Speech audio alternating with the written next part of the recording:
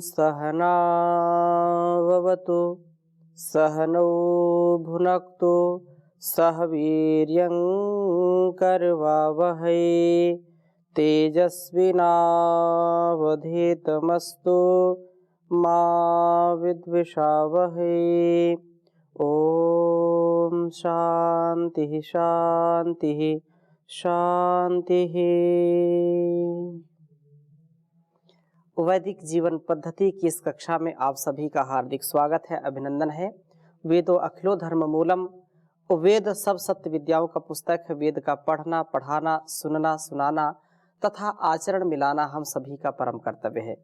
संसार के कल्याण के लिए उस परम पिता परमेश्वर की उपासना और उसकी आज्ञा का पालन हम सबके लिए परम ही कल्याणकारी है। ऋग्वेद के चतुर्थ मंडल का स्वाध्याय हम कर रहे हैं, जिनमें हम 20वें सूक्त का स्वाध्याय अलग अलग मंत्रों के अनुसार किया था। आज हम 21वें सूक्त का स्वाध्याय करेंगे। तो 21वें सूक्त में भी जो मंत्र हैं बहुत ही सुंदर मंत्र हैं। पहले ही मंत्र में यह प्रार्थना की है कि प्रभु हमें प्राप्त होते हैं, वे प्रभु ही हमारा रक्षण करते हैं।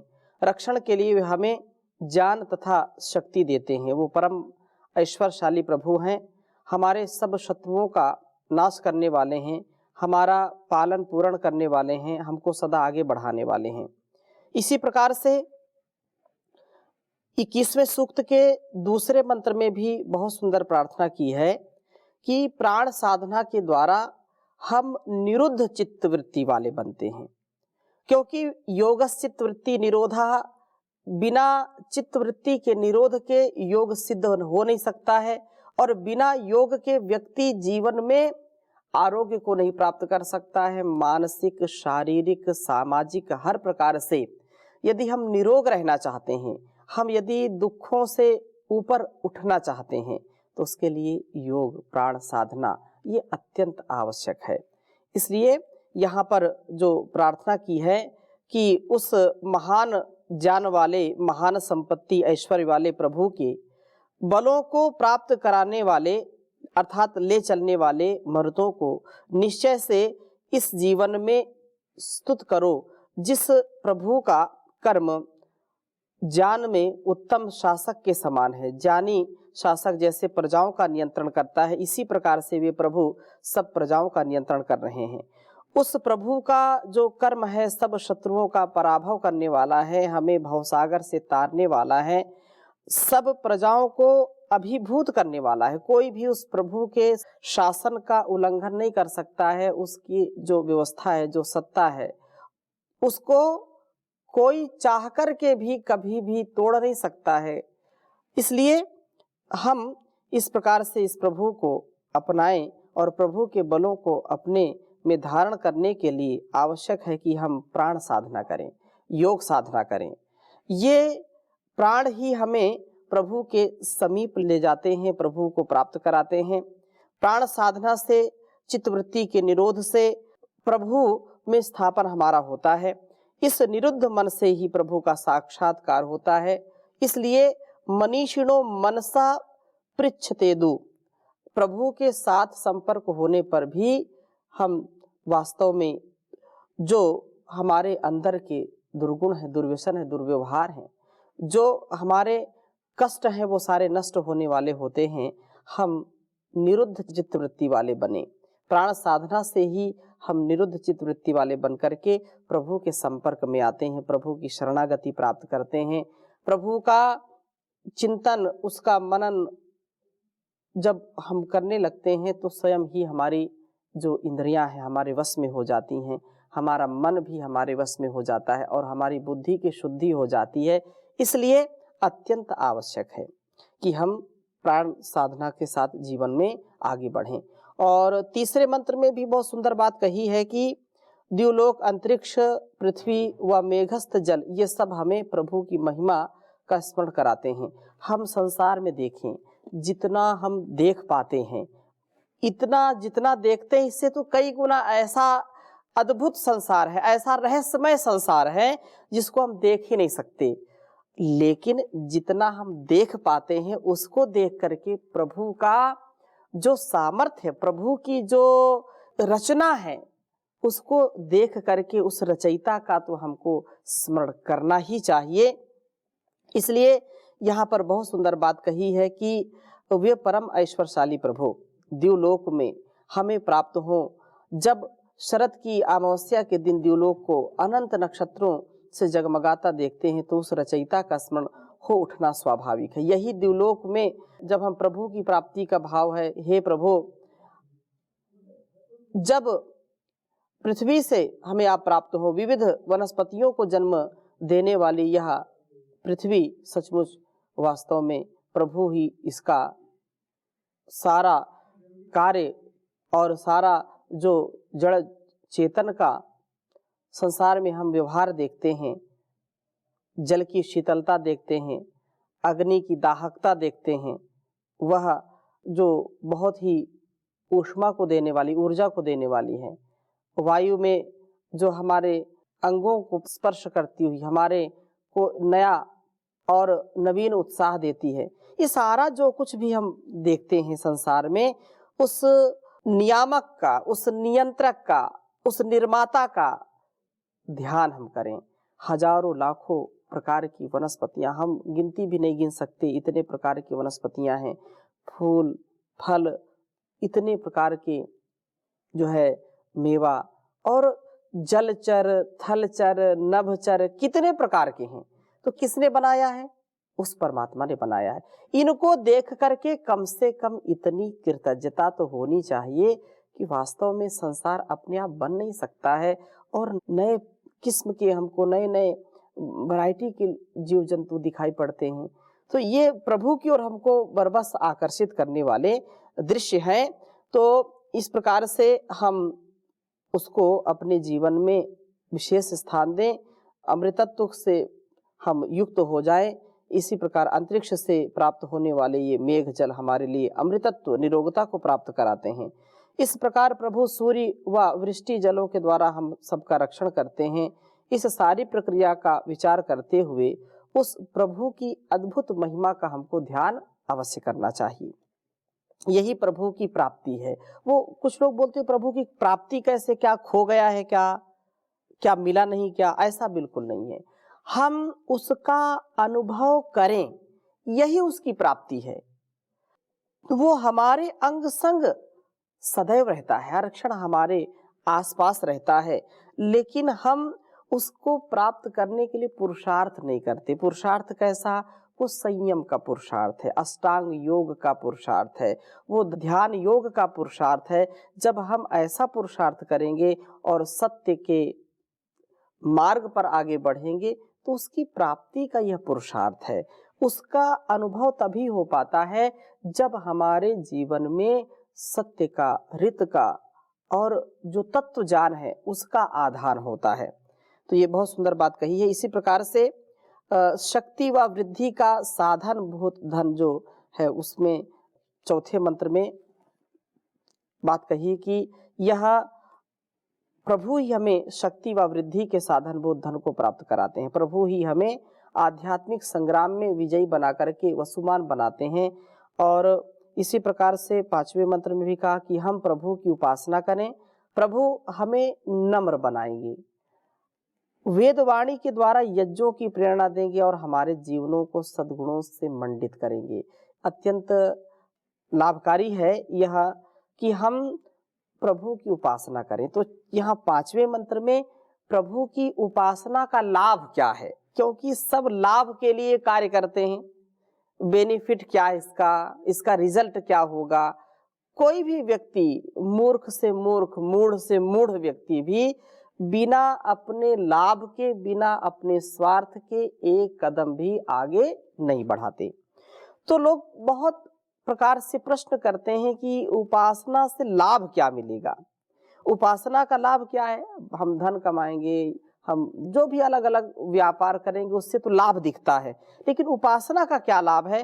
तो बहुत सुंदर बात यहाँ पर पांचवें मंत्र में कही है कि ओम उपयो नमो नमसि स्तभाया नियर्ति वाचम जनयन्यायजध्वै रिंजसाना पुरवार उक्थैरिंद्रम कृण्वीत सदनेषु होता। कहा कि उपयो नमो नमसि स्तभायानि यर्ति।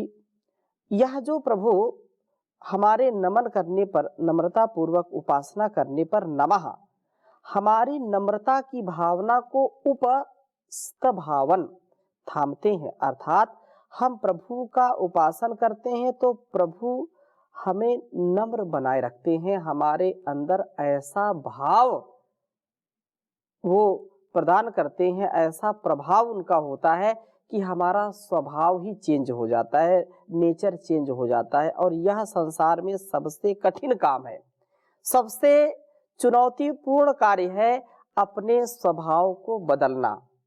लेकिन जब प्रभु की हम भक्ति करने लगते हैं तो स्वभाव स्वतः ही हमारा परिवर्तित होने लगता है। हमारा स्वभाव जब परिवर्तित हो जाएगा, जब हम दिव्यता से युक्त हो जाएंगे, आनंद से युक्त हो जाएंगे, तो जीवन का साफल्य इसी में है। इसलिए कहा है कि वो हमको नम्र बनाते हैं। और जो प्रभु यजध्यै यज्ञ करने के लिए यर्ति हमें प्रेरित करते हैं, वाचम जनयन वेदवाणी को हमारे में प्रादुर्भूत करते हैं। वस्तुतः वेदवाणी द्वारा ही प्रभु हमें यज्ञों की प्रेरणा देते हैं और हमारे जीवनों को सद्गुणों से अलंकृत करते हैं। ये सब उपासना का ही लाभ है। उपासना हम करेंगे तो हमारा जीवन एक तो विनम्रता से युक्त होगा, हम यज्ञी कर्म करेंगे, कल्याणकारी कर्म करेंगे, अकल्याण से युक्त नहीं होंगे, अकल्याण से मुक्त, कल्याण से युक्त।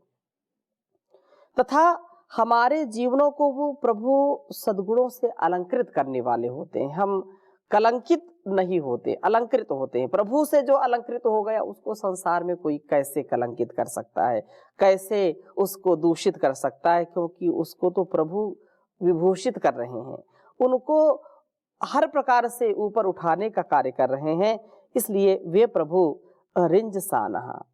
रिंजसाना हमारे जीवनों को सद्गुणों से अलंकृत करते हैं।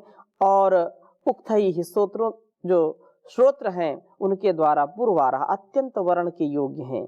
इस प्रभु को होता त्याग पूर्वक अदन करने वाला व्यक्ति यज्ञ ग्रहों में उपासित करें। इस प्रभु की उपासना ने ही तो हमारे जीवन को सुभूषित किया है, सुलंकित किया है। हम प्रभु की उपासना करें, प्रभु हमें नम्र बनाएंगे, वेदवाणी द्वारा यज्ञों की प्रेरणा देंगे और हमारे जीवनों को हर प्रकार से सद्गुणों से, सद्व्यवहारों से युक्त करेंगे। और इसके साथ साथ बहुत सुंदर बात कही है कि संवर्णेषु वह्निः। ये जो उपासना है, उपासना से हम आगे बढ़ते चले जाएंगे और उपासना से ही हमारी बुद्धि की शुद्धि होती है। हम अपने कर्मों को शुद्ध कर पाते हैं, हम बुराइयों से बच पाते हैं। बुराइयां जो जन्म जन्मांतरों से हमारे कुसंस्कार चले आ रहे हैं वो दग्ध बीज हो जाते हैं। बहुत सुंदर वेद मंत्र है, इसको मैं लिखता हूँ, फिर चर्चा करूंगा आपके समक्ष। ओम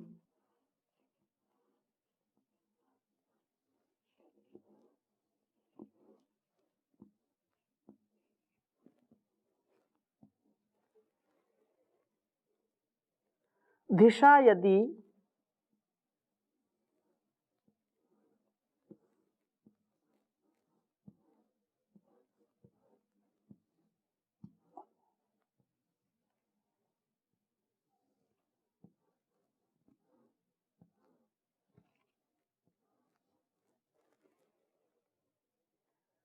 धिषण्यन्तः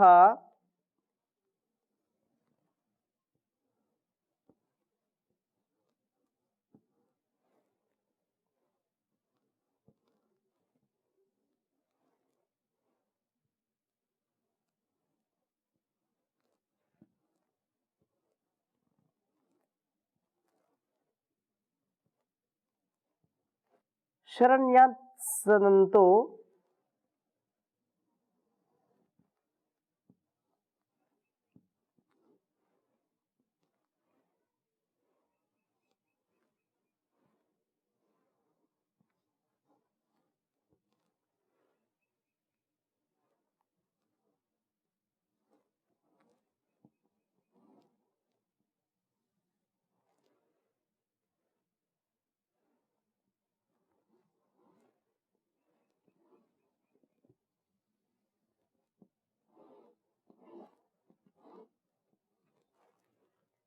शरण्यान्त सदन्तो अद्रिमौषिजस्य गोहे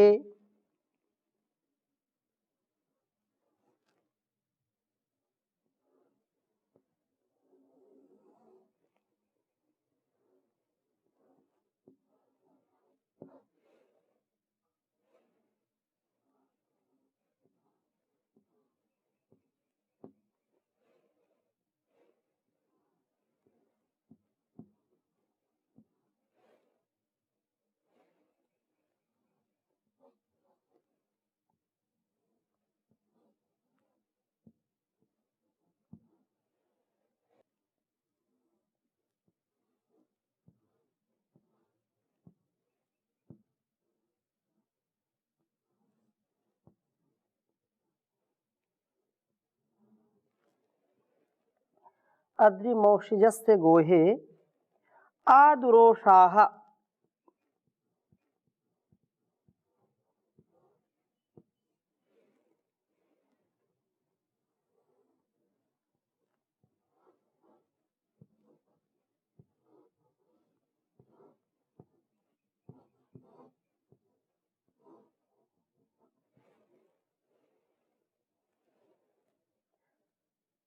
पास्त्यस्य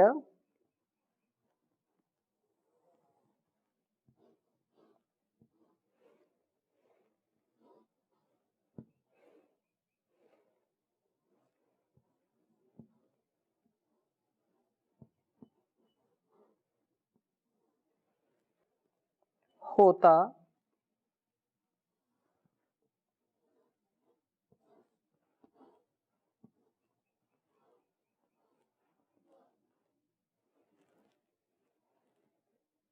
योनो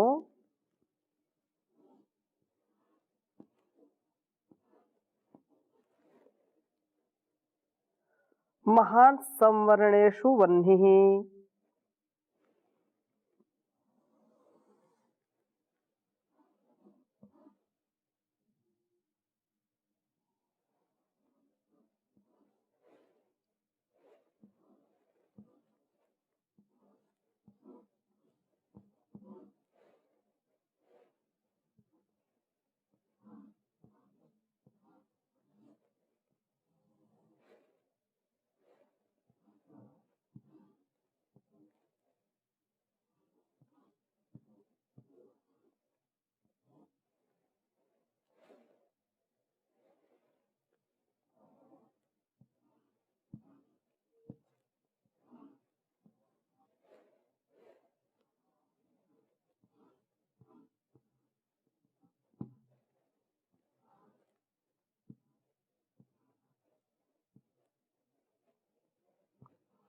ऋग्वेद के चतुर्थ मंडल के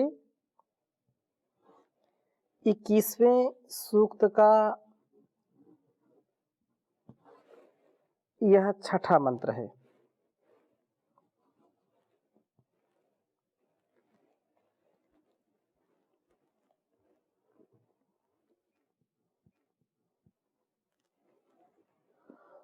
ओम धिषा यदि धिषण्यन्तः शरण्यान् सदन्तो अद्रिमौषिजस्य गोहे आदुरोषाः पस्त्यस्य होता योनो महान् संवरणेषु वह्निः। ओम धिषा यदि धिषण्यन्तः शरण्यान् सदन्तो अद्रिमौषिजस्य गोहे आदुरोषाः पस्त्यस्य होता योनो महान् संवरणेषु वह्निः। यह जो हमारे लिए अत्यंत प्रेरणादायक वेद मंत्र है, कहा है कि धिषण्यन्तः बुद्धि की प्राप्ति की कामना करते हुए, क्योंकि जब तक हमको सद्बुद्धि नहीं मिलती है तब तक हमारा कार्य सफल हो ही नहीं सकता। तो बुद्धि की प्राप्ति की कामना, धीमहि धियो यो नः प्रचोदयात् या मेधाम देवगणा पितरश्चोपासते, ये जो प्रार्थनाएं हैं, तो यहाँ उसी बात की पुष्टि की है कि बुद्धि की प्राप्ति की कामना करते हुए यदि दिशा स्तोत्रों द्वारा शरण्यान उस प्रभु की ओर गति वाले होते हैं और औषिजस्य प्रभु प्राप्ति की प्रबल कामनाओं के गोहे घर में अद्रिम उस उपासनीय प्रभु का सदंतः उपासन करते हैं, उसकी उपासना में बैठते हैं, तो ये प्रभु अर्थात यातु अवश्य हमें प्राप्त होते हैं। वे प्रभु हमें प्राप्त होते हैं जो कि दुरोषा सब बुराइयों को उषदा है, और दुर जो हमारे लिए अकल्याणकारी है, जो हमारे लिए जो है दुर्जन, दुर्गम, दुर्व्यसन, दुर्भाव, ये दुर जो उपसर्ग है ये बुराई के अर्थ में आता है। तो ये जो बुराई है, जो दुर्गुण है, जो दुर्व्यसन है, दुर्व्यवहार है, उस दुर्व्यवहार को, उस बुराई को उषदाहे दग्ध बीज कर देते हैं, नष्ट कर देते हैं। सब बुराइयों को दग्ध करने वाले हैं और पास्तिस्त्य शरीर गृह को उत्तम बनाने वाले हैं।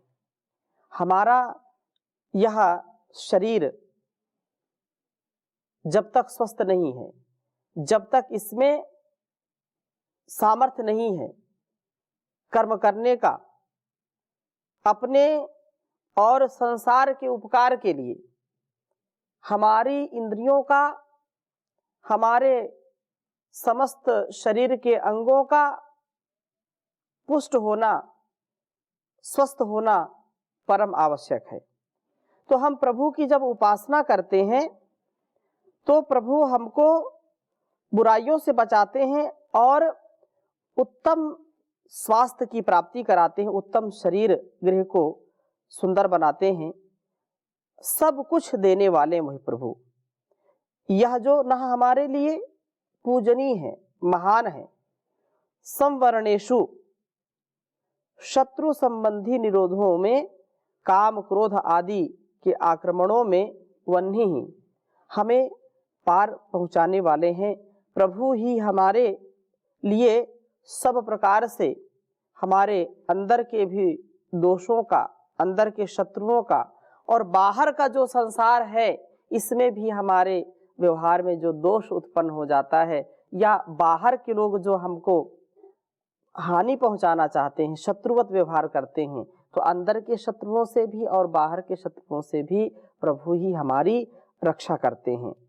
तो इस वेद मंत्र का भाव इतना है कि बुद्धि प्राप्ति की कामना से हम प्रभु स्तवन करते हुए प्रभु की ओर चले, सदा प्रभु प्राप्ति की प्रबल कामना वाले होकर के प्रभु की उपासना करें। प्रभु हमारी सब बुराइयों को दग्ध कर देंगे और हमारे जो शत्रु हैं, हमें शत्रुओं से पार ले जाने वाले होंगे। एक ऐसा समय आएगा जब हमारे अंदर न किसी के प्रति ईर्ष्या, न द्वेष, न छल, न कपट, न राग, न मोह, किसी भी प्रकार का जो अंदर का शत्रु है जो हमको बार बार पीड़ित करता है, दुखी करता है, उससे हम बच जाते हैं। और बाहर का प्रभाव भी हमारे स्वभाव में नहीं आने पाता है, क्योंकि हमारा अस्तित्व ठीक ठीक कार्य करता है। संसार में अनेक प्रकार से हम जब जीवन को जीते हैं तो अलग अलग प्रकार की चीजें आती हैं।